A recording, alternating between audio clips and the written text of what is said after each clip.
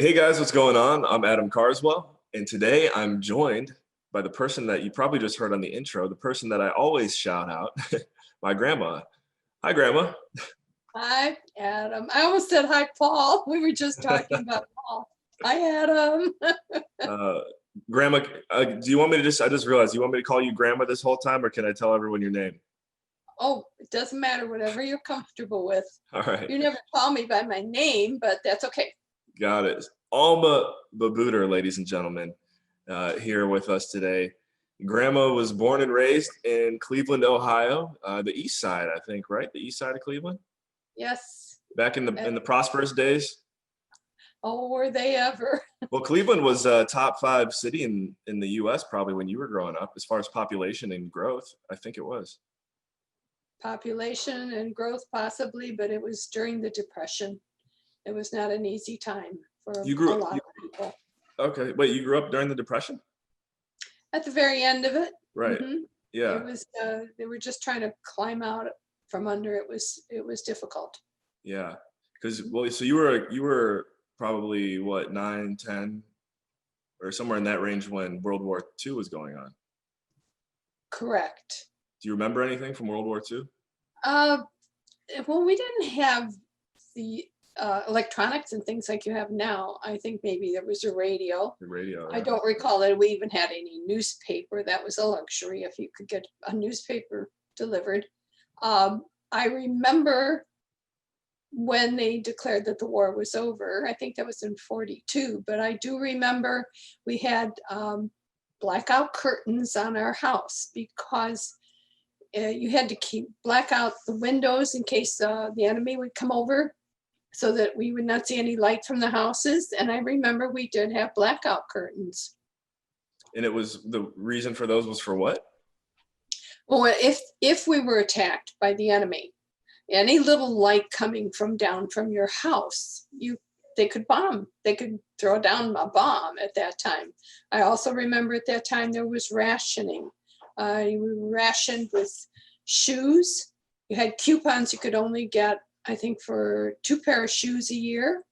And there was sugar rationing and butter and gasoline, I believe, too. Wow. Mm-hmm. And I guess the good news is nothing ever happened on U.S. soil during World War II. Praise God. Yeah. No, it didn't. But yeah, wow, you lived through a lot of action because that means Vietnam and Korean War and everything else that I've learned about. You lived through. So I had a question. Oh, but you know what you said? So it was kind of rough growing up.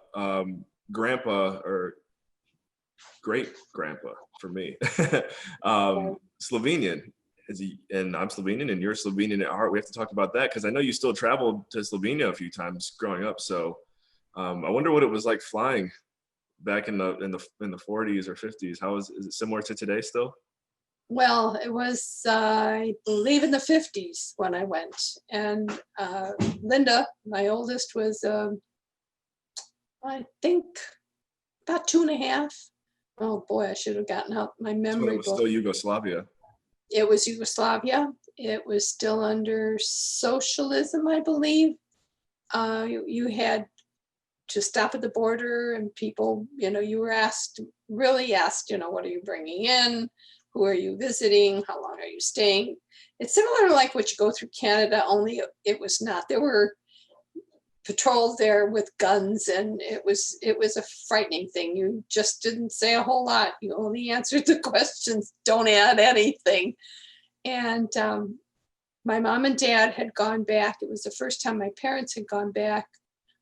My mother, especially, since she had left Europe. I think it was some 30-some years. And I wanted to meet my grandmother. I had never had any relatives here. No aunts or uncles, grandparents. They were all in Europe. And it was a very interesting time. Didn't my mom died? I don't know, it's weird because we got people listening. So my mom went to Slovenia too. Did you go with her on that trip too? We saved together, the two of us. Oh my gosh, she was like a Nazi. When I would look at a comb, I would pick up a comb in a store and she'd go, put that down. You don't need that. You don't need when you came in. You don't need it now, because every nickel and dime we were saving for tickets to go to Europe, and we did so, I believe, when she graduated from high school, and we went for 6 weeks. Wow. And yeah, and we had quite a neat experience that she got to meet relatives and do things. We did a lot of interesting things. We were on a hay wagon. One of my cousins, they were farmers, and they were what do you call, raking in hay. And I mean, you were talking about pulling it up and putting it on. It was all manual, putting it at the pitchfork and throwing it up on top of the wagon. And we did that. It was, I think, around the 4th of July or something, as I recall. So yes, we had that experience, had an opportunity to go to Rome and Venice. I think we did Rome and Venice at that time. And at the same time, my brother and his wife and his son, I think they went also. And plus, there were other relatives that happened to meet us there too. All of a sudden, it wasn't our vacation, it was everybody else's. How is your Slovenian? You still keeping up with it?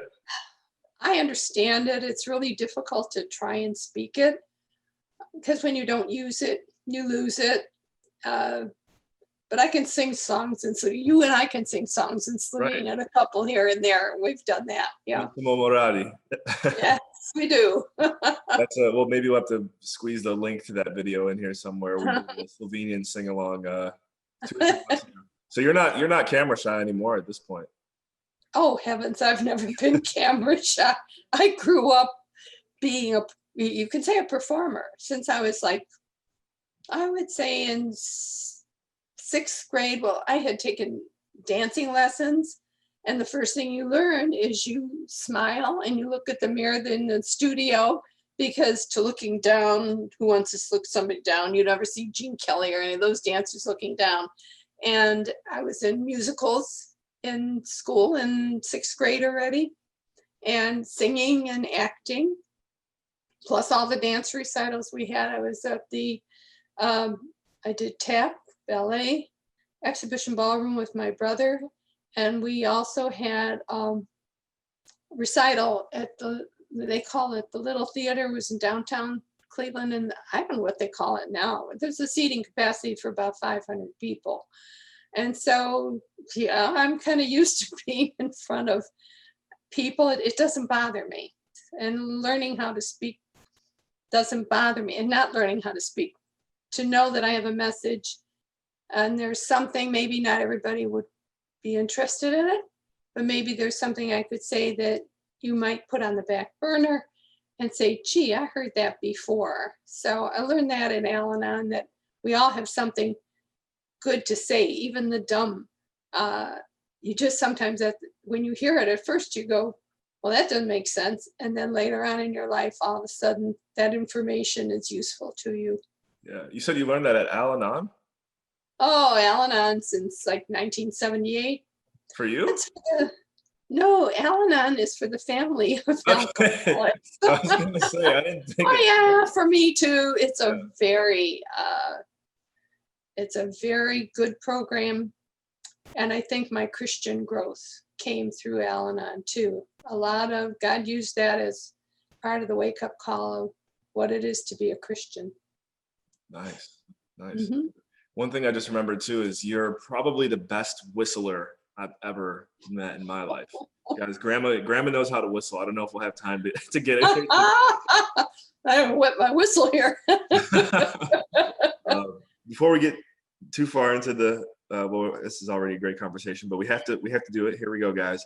It is now time to step into the next level chamber. Here we are. As you can see, and as you've listened so far, we are joined today by my beautiful grandma, Alma Babuder. The title of today's episode is The World's Coolest Grandma. If you're not picking up that vibe already, I'm sure you will here shortly. Definitely the world's coolest grandma. Otherwise, I wouldn't be shouting her out on the beginning of all of my content. And I think there's a lot of, she's definitely my #1 fan on Facebook, and I appreciate that. And maybe we can just segue here into Facebook, because I know that's that's an industry that you know very well. You're pretty active on Facebook. Some might say a celebrity in Northeast Ohio. Um, what's your take on Facebook, Grandma? Because I'm sure you at first you were like, oh, this is a bunch of nonsense, but now you like it, right? I didn't think of it as a bunch of nonsense. To me, anything with electronics, and even now my phone's not ringing. I don't know what's got to find a 2-year-old to fix it. Uh, I was intrigued by it. Of course, your mom, my youngest daughter, Diane, was the one that really hooked me up with Facebook. And it was really interesting because I got to be in touch with a lot of people that I hadn't seen pictures of or what they were doing with their family. And I can be kind of selective, I think, at this point. I don't have that kind of time. You could spend hours on Facebook, which is good if you have nothing better to do, but I do have a few other things I do. Yeah. And actually, you know what? Now I can kind of see how I think for someone my age, Facebook was just kind of like, we just grew up with it. We were always connected to everyone for the most part. But in your shoes, I'm just now realizing, you, for example, could have gone 50 plus years not hearing from someone. And then all of a sudden, the technological revolution brings these people that you once knew back into your life. It's got to be a different impact just on the human mind than someone like me. Like, oh, I haven't seen him in a couple of years. There he is on Facebook. For you, like, oh, I haven't seen him in 5 decades.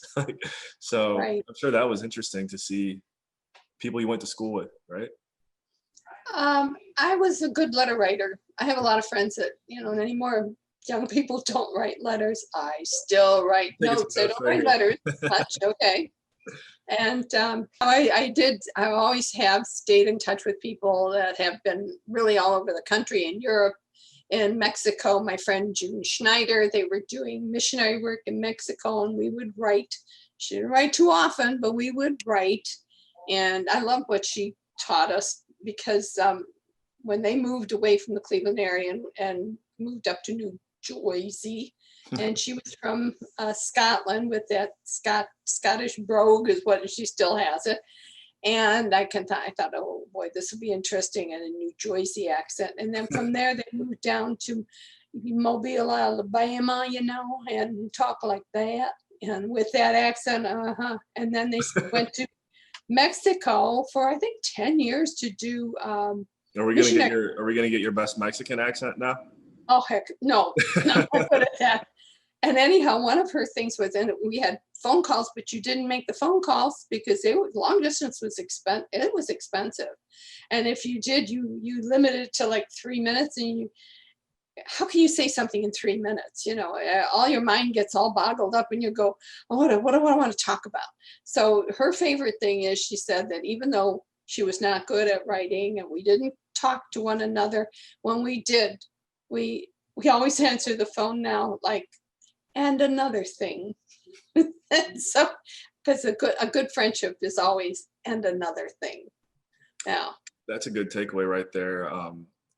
Aaron, I don't know if we might need to. Aaron's the guy who kind of goes through our show and makes sure we get some accurate show notes on what we talk about today, Grandma. I think, what'd you say? And another thing, I just think to my good friends, you do get to a point where you're trying to hang up the phone with them, but then next thing you know, another 15 minutes goes by and you try to hang up and they're like, wait, I'm here another 50. So that's a good observation. It's a very wise statement. And another thing that comes from good friendships. mm-hmm. Right. I want to talk about your ability to stay in shape. I think you probably saw the video. My buddy Matt and I were talking about how we have some of the world's best grandmas, especially when it comes to fitness, because you're what, 80, 86 now, still working out 3 days a week at least? Yes, 3 days usually. Wow.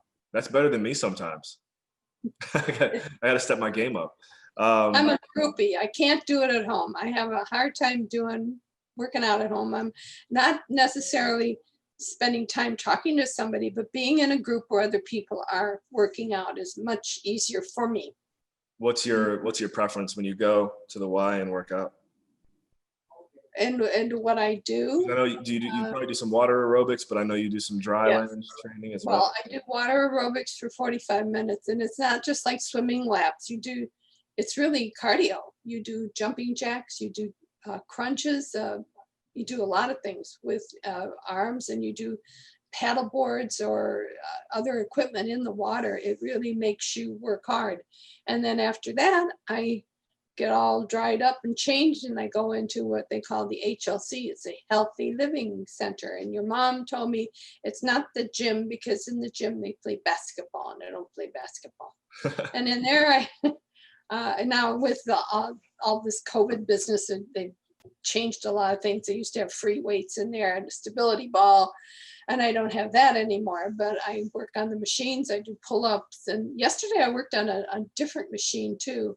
I do crunches and with your, what is it, thighs and stuff. Oh my goodness, the men are impressed. They said, "Don't mess with her. She's tough." I have weights that are pretty heavy. Don't mess with the Slovenian. Oh yes, sit on like bulls, smell like one too. I just want to highlight how proud I am of you, and we won't go too far down this rabbit hole, but in this time that we're living in a time where someone like you who's 86 is being told over and over again to be afraid, to not go outside, you say, "I don't care, I'm doing my thing," and you're as healthy as can be, and I believe we'll continue to be that way. I just have to say, I'm grateful that we're capturing this moment now to show it for generations of Carswells and Babuders to come, that we ain't afraid of nobody. We're gonna keep doing our thing. Well, it's not fear, Adam. It's faith. Mm. I'm not afraid because I have faith, and God has a plan. He has a plan for me, plan for you. And I said, He knew the day brought me in, and He knew the day He's taking me out.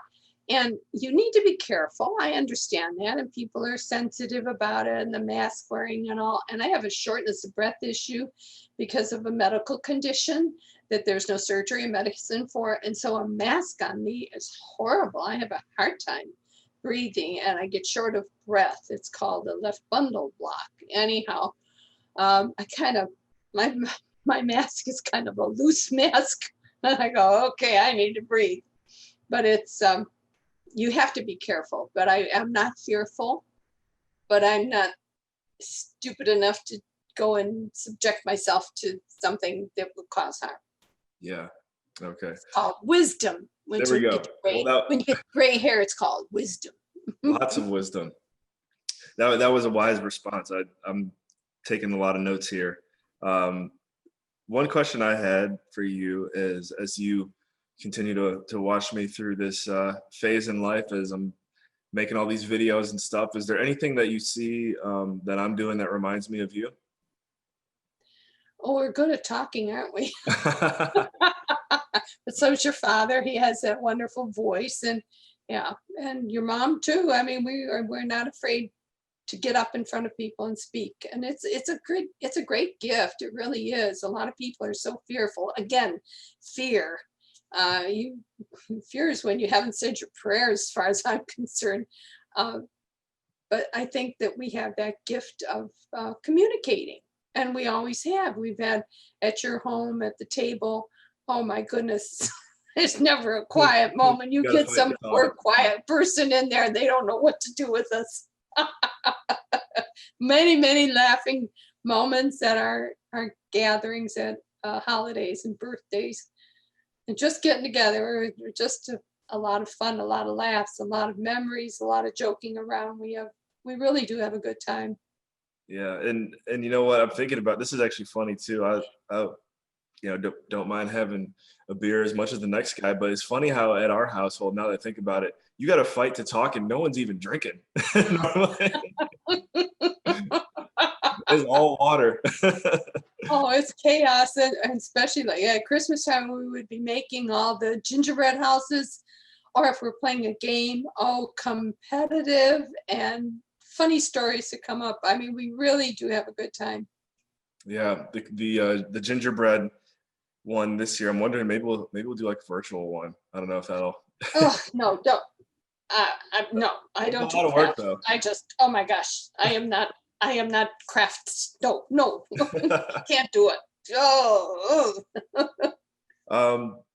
Well, here you go. I think this will be live after Christmas, but as we enter into the year 2021, looking back Yeah. on it, I'm sure that sometimes you say to yourself, wow, I made it this far. What, Yep, I gotta fix my light. Okay, sorry. go ahead.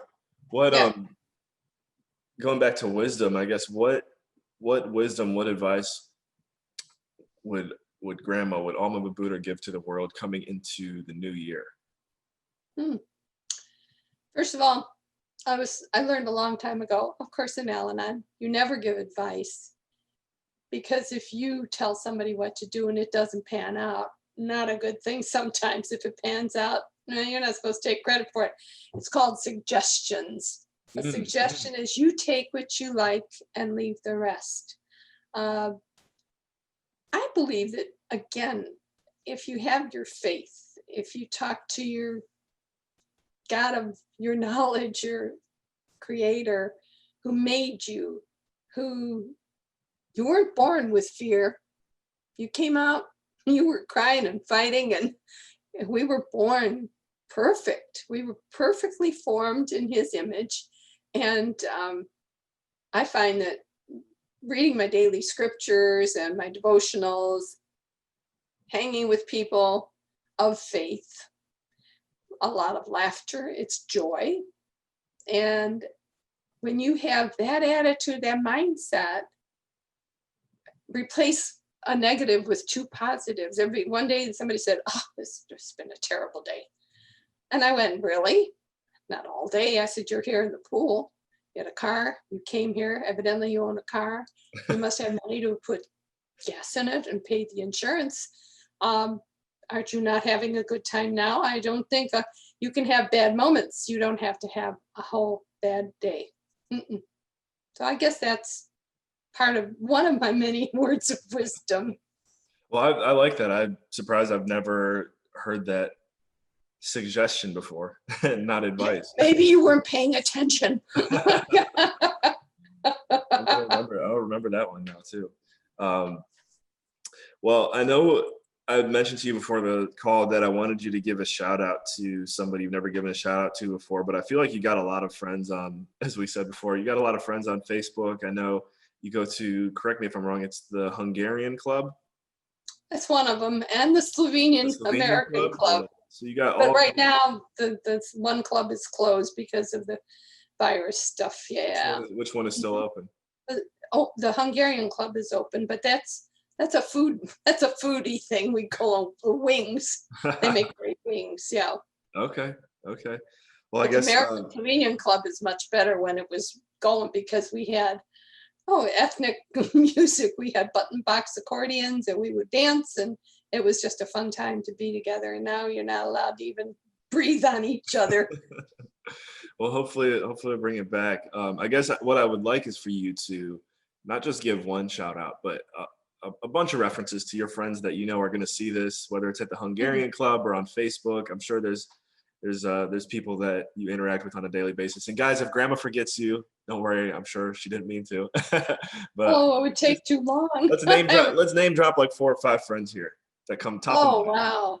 There are so many people at the Y. I have a group of ladies that we do our water aerobics with, amazing women that are, most of them have retired. They were teachers and they were nurses and technicians, and just wonderful, wonderful group. If there's a core group of 6 to 12 and a total of maybe 22. So how do you name them all, But we have this very strong bond, and there's no garbage and bringing negative things. They're very positive, just an amazing group of ladies. Um, I have The a the former house grandmas of Northeast Ohio. You guys got to. and they work out, and I encourage some of them. I brought them into the HLC, and they're all like 20 years younger than me. Can't keep up to me, and going, oh yeah, but then they've gone to other classes. They're doing Pilates and other weights and stuff. So at least they're doing something beyond what I try to beat their butts at the Y. But anyhow, there's them, and then there's I had a sister-in-law who passed away, my first husband's sister-in-law, Mary Lampy, who I just think is got to be one of God's angels. I I can't say enough about what a wonderful lady she was, and we never had any disagreements. It's just you can't believe that you can have such a great friend. I think of her often. I miss her because she was just steady and comforting and somebody could talk to. I loved her dearly. Um, I have so many different areas of my life. There's people that I knew in Al-Anon. And in fact, recently, my dear friend, I called her my hillbilly friend, Joy Pendleton, just passed away. I've had an opportunity. Linda came and brought me. She drove me to the Dayton area where Joy lived. She lived south of Dayton, because Linda lives in that area too right now. And I got to see Joy I think it was last year. So, and we still stayed in touch on Facebook also. And thank God for Facebook, because that's how her daughter announced that her mom had passed away. I didn't even know that it had happened. There are, oh, I don't know which way to go in my life. My life's long, so there's like a lot of people. Well, I think you made it clear here to me. It's what keeps you young and going every day is fitness, friends, and family, and faith. Four F's right there. There we go. So I'm definitely, again, making a note of that. Right. But it is unfortunately it's time to wind it down. I'm sure we could do like I don't know if you've ever listened to a 2 or a 3 hour podcast before, Grandma, but I feel like we could definitely do that if we wanted to.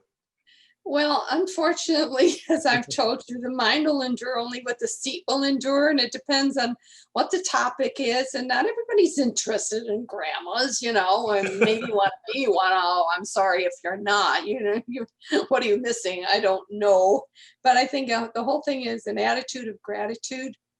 For every negative, replace it with 2 positives, and faith.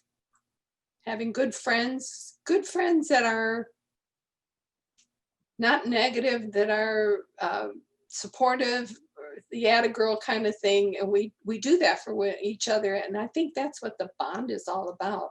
We don't tear each other down. We build each other up. It's just, I'm so glad you're my friend. Yeah, love I'm it. so glad you're my grandson. I love you too, Grandma. I know, I'm very blessed to have you.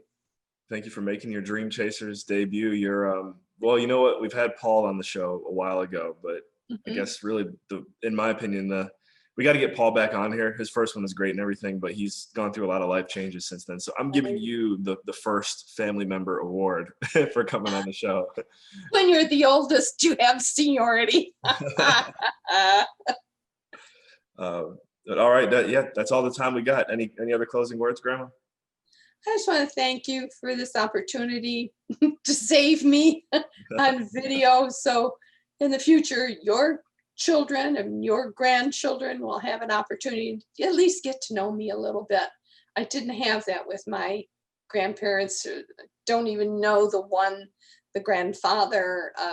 So I think this is really, really special. This is one good thing about all these whistles and bells that you're doing now.